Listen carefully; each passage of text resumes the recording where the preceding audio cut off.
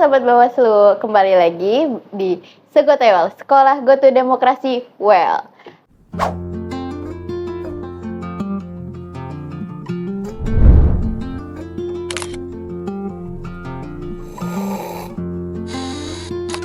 Halo Sobat Bawaslu, kembali lagi di Segotewel, Sekolah Goto Demokrasi Well. Hari ini saya Amalia Sofaiza yang akan menggantikan Pak Zen berjualan Segotewel.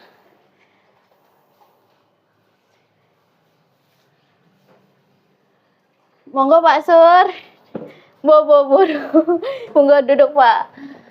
Mau pesan apa Pak Sur? Menunya ada apa aja ini Mbak? Kali ini Segotewelnya habis Pak, tinggal minumannya aja. Oh, tinggal minuman ya? Iya. Kalau jahe pemulih damai, ready Mbak? Ada Pak. Oke. Pak Agus, tolong susu jahe. Monggo. Monggo Pak. Matur nuwun. Ya, dari mana nih Pak Sur? Tadi bawa burung. Oh, ini Mbak ya. Ini burung pengawas keadilan Mbak. Oh, ini tadi baru selesai gantang. Kebetulan juara 1 ini. Siap, oke. Untuk mengawasi keadilan Mbak. Oke, sebelumnya Sahabat Bawaslu, perkenalkan kita kali ini saya bersama Pak Bagus Suryono sebagai Kasubag PPPS atau Penanganan Pelanggaran dan Penyelesaian Sengketa. Mungkin untuk lebih dekatnya dari Pak Sur boleh memperkenalkan diri kepada Sahabat Bawaslu. Baik, terima kasih Mbak Amel. Sebelumnya izinkan saya memperkenalkan diri.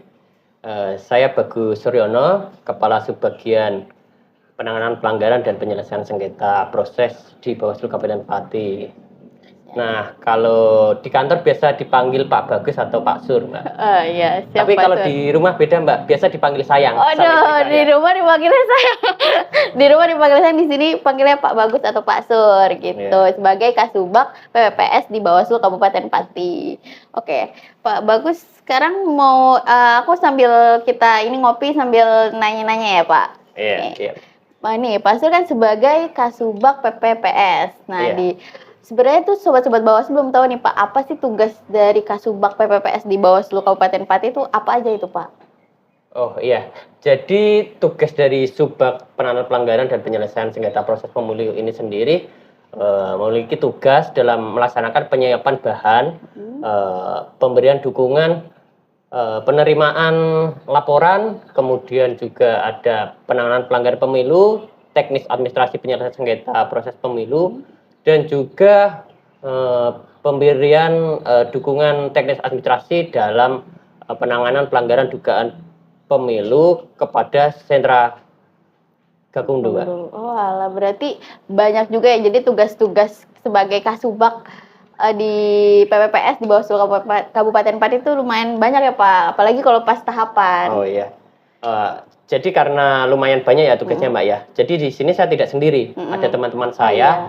Yang kebetulan di divisi penanganan pelanggaran ini ada Mas Muhammad Abu Aksan, kemudian ada Mas Kukuh Widiantoro, dan juga ada Mas Palangke Daeng Lagu. Dan untuk yang divisi penyelesaian sengketa ini ada Mas Agus Eksan. Oh, jadi di dalam tim PPPS ini ada kurang lebih 4 orang ya, 4 orang tim dan 1 Kasubag di Bawaslu Kabupaten Pati. Nah, di divisi PP ini nih Pak, divisi PP tuh ketika apa sih tugasnya divisi penanganan pelanggaran itu, apalagi pas ketika tahapan maupun non tahapan itu Pak?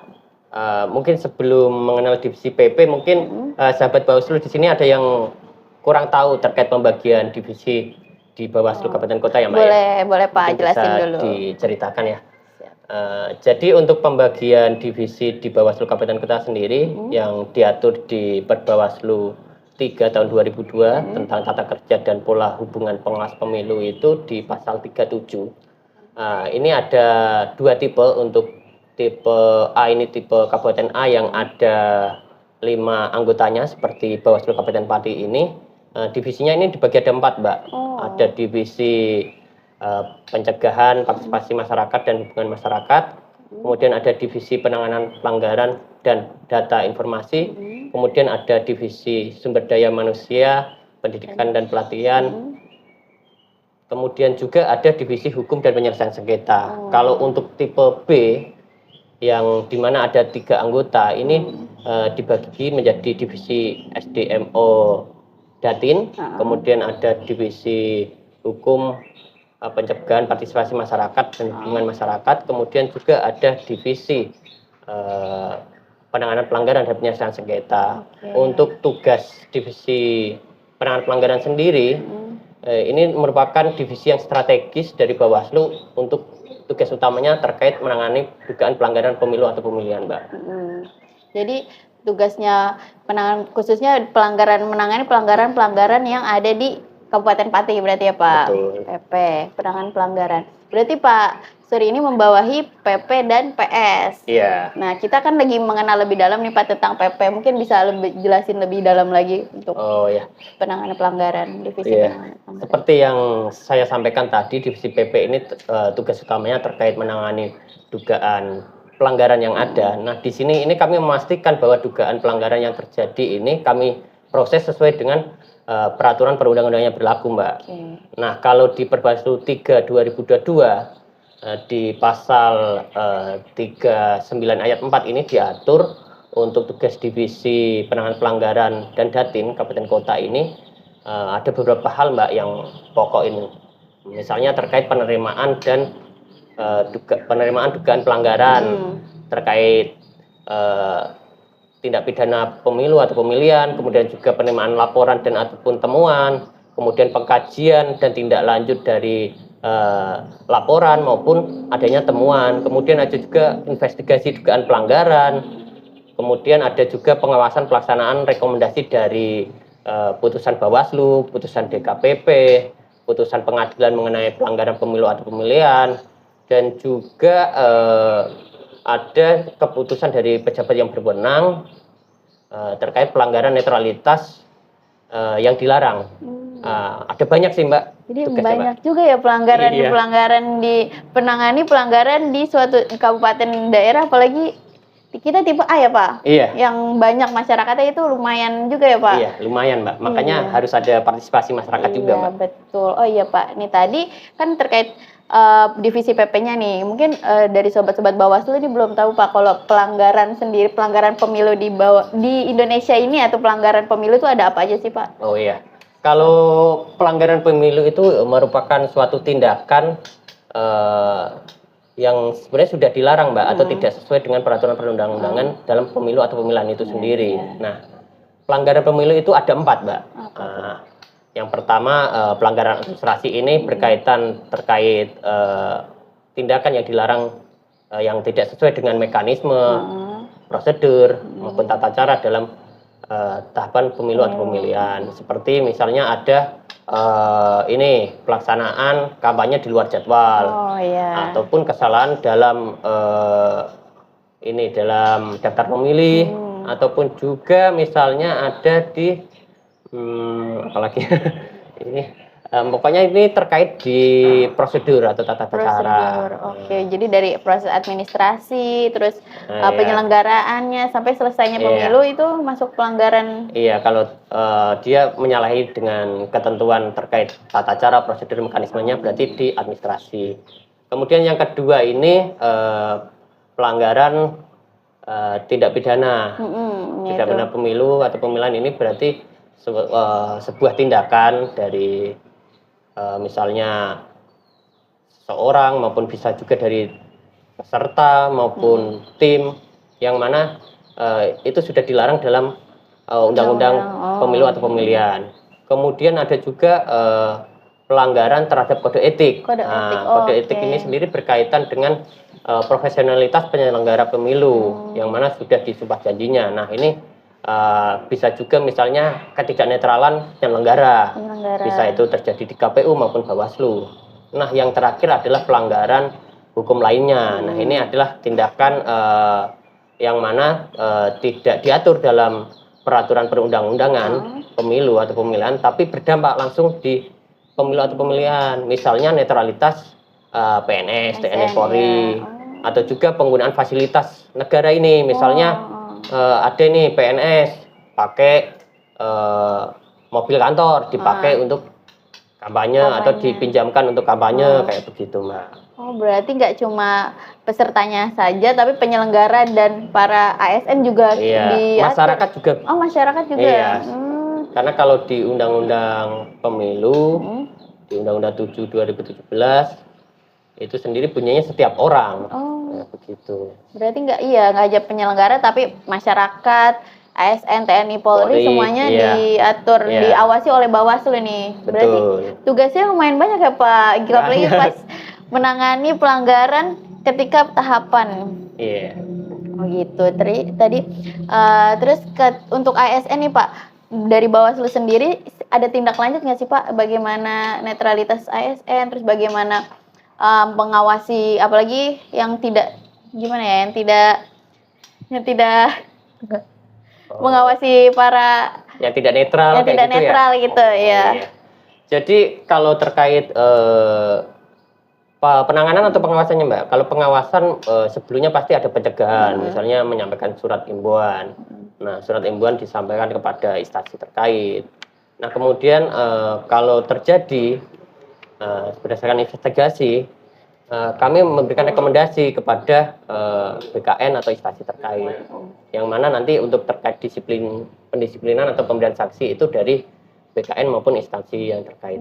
Jadi dari kita memberikan rekomendasi ke BKN. Oke, untuk itu untuk netralitas. Nah, tadi untuk tindak pidana sendiri nih Pak, bagaimana sih mengawasi dan tindak lanjut jika dalam pelanggaran pemilu itu ada tindak pidana, misalkan penyuapan, pembunuhan, sampai seperti itu, bagaimana Pak dari Bawaslu? Oh iya, kalau untuk tindak pidana pemilu atau pemilihan ini bisa dikategorikan kategori khusus, karena kalau memang dugaan pelanggaran ini masuknya ke ranah tindak pidana pemilu atau pemilihan, maka akan diteruskan di pembahasan di Sentra Gakumdu Mbak. Ini ada kepolisian, kejaksaan maupun Bawaslu sendiri. Berarti dari 3 lembaga tersebut yang akan menindaklanjuti jika ada tindak pidana di ketika tahapan pemilu. Iya, nanti dibahas di Sentra Gakumdu itu Mbak. Oke, berarti kalau pidana ke Sentra Gakumdu, nanti kalau netralitas ke BKN, dan jika ada administrasi itu sendiri Pak akan diselesaikan di Bawaslu apa bagaimana? Nah, kalau administrasi nanti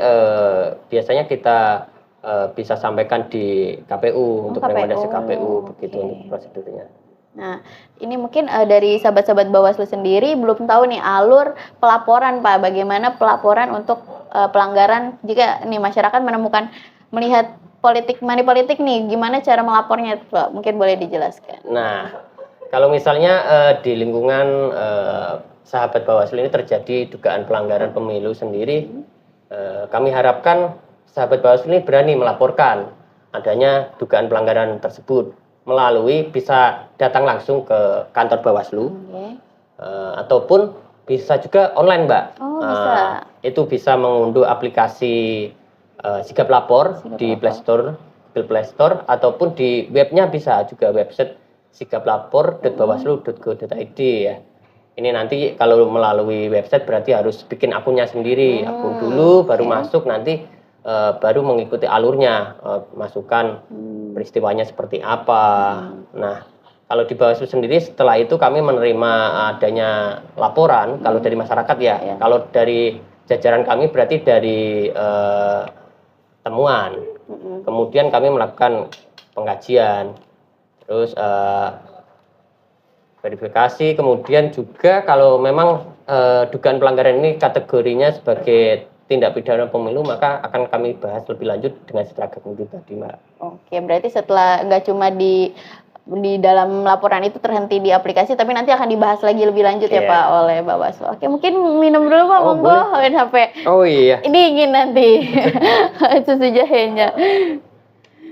Monggo Pak. Oke, nih terus nih Pak, mungkin ada pesan nih untuk masyarakat nih Pak, untuk terkait penanganan pelanggaran, mungkin bagaimana masyarakat bisa lebih lebih berpartisipatif lah dalam melihat pelanggaran, terus bisa dilaporkan. Kan ada pesan-pesan untuk sahabat Bawaslu.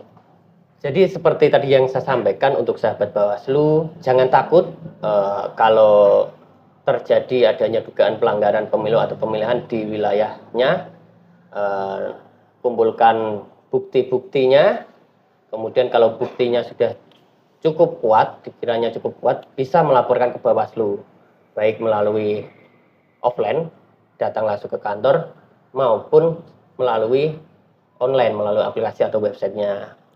Oke, aduh, sahabat Bawaslu, jadi nggak cuman ngelihat tapi kita bodo amat, tapi kita supaya lebih bisa berpartisipatif dalam pemilu juga, lebih memajukan demokrasi, kita bisa melaporkan nih, udah mudah, bisa lewat online atau datang ke kantor kami gitu. Jadi nggak tugas Bawaslu aja kan ya Pak mengawasi? Enggak, Tugas. karena partisipasi masyarakat sangat penting Mbak.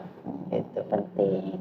Mungkin sahabat Bawaslu ya, mungkin bincang-bincang kali ini terkait divisi penanganan pelanggaran.